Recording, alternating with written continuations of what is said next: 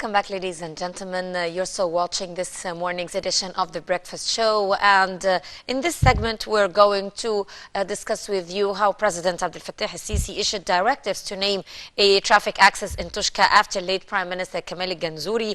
And the step comes in recognition of the efforts of the late Prime Minister Kamal Ganzouri in the Tushka project in Aswan.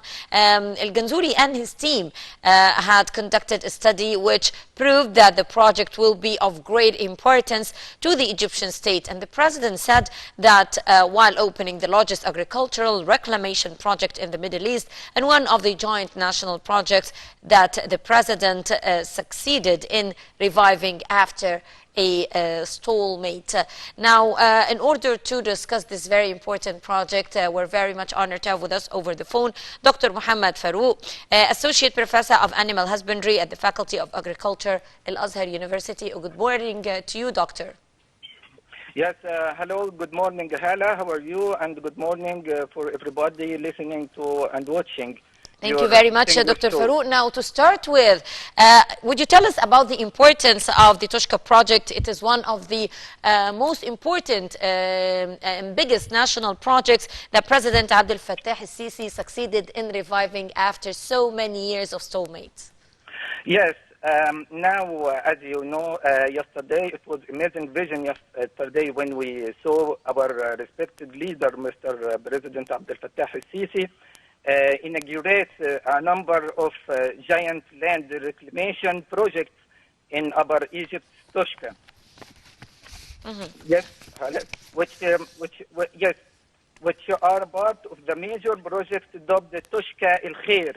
Yes. This event reveals the Egyptian attitude to improve the agricultural development and represents a significant practical step to achieve the vision of Egypt 2030. Yes. The Tushka project south of Aswan is the largest of its kind in the Middle East, seeks to largely achieve self-sufficient in the wheat, a basic commodity that Egyptians rely on their daily diet. Yes. Furthermore, the project was originally launched in 1997 during the tenure of the late President Hosni Mubarak to reclaim the cultivate more than 500,000 faddan, it possibly increasing to 1 million in the future. The project was originally scheduled to be completed in 2017. The project aims to increase the habitat and the land from 5% to 25%, expanding agricultural production and creating new job opportunities away from the dense arable land of Delta and Nile Valley. Yes.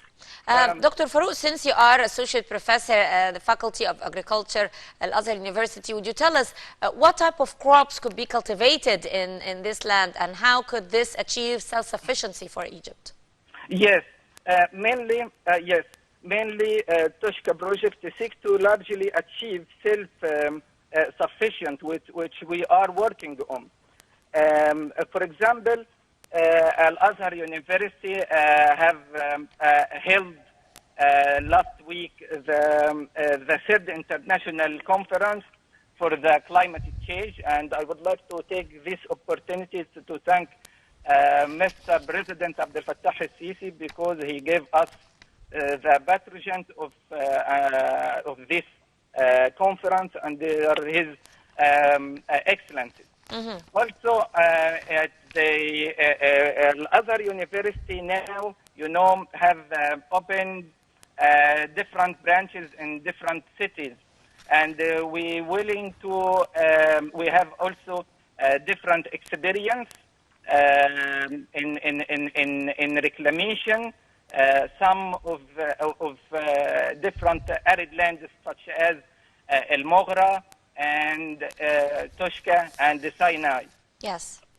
Dr. Farouk, also the President stressed that the work on the new agricultural projects requires more efforts to advance Egyptian agriculture. What type of efforts are needed to advance Egyptian agriculture? Yes, President Abdel Fattah al-Sisi directed on the most sensitive part of the agricultural development. This reveals his deep knowledge and the secrets of the success. The willing of the President, as well as the integration among the scientific research, the governmental facilities, the qualified graduates, reveal the role of the governmental responsibility to facilitate the agricultural development and the research centers and the universities.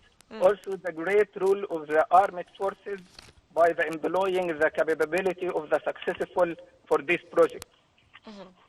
And Doctor, how important is the participation of the private sector in this matter that you are discussing in the agricultural development process?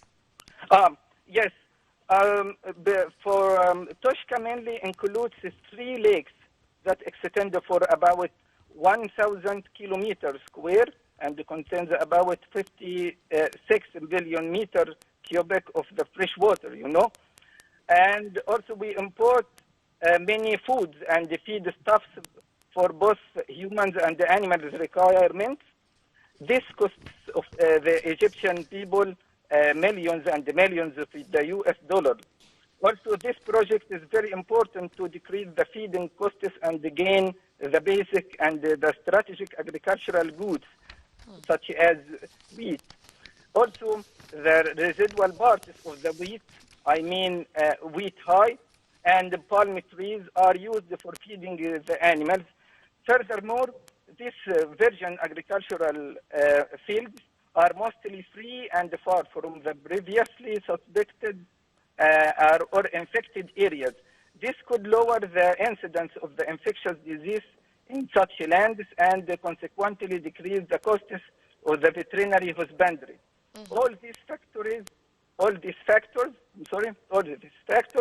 will improve the productivity of agricultural sector in both plant sector and animal and fish production sector. Yes. Well, I'd like to thank you very much, Dr. Mohamed Farouk, Associate Professor of Animal Husbandry at the Faculty of Agriculture at Al-Azhar University. Thank you very much, sir, for being with us in this morning's edition of The Breakfast Show. And ladies and gentlemen, this brings us to the end of this morning's edition of The Breakfast Show. We hope you've enjoyed it. Tomorrow, you'll be meeting with another crew. We'll be discussing with you more topics. Until then, I'm Hala Al-Hamalawi signing off.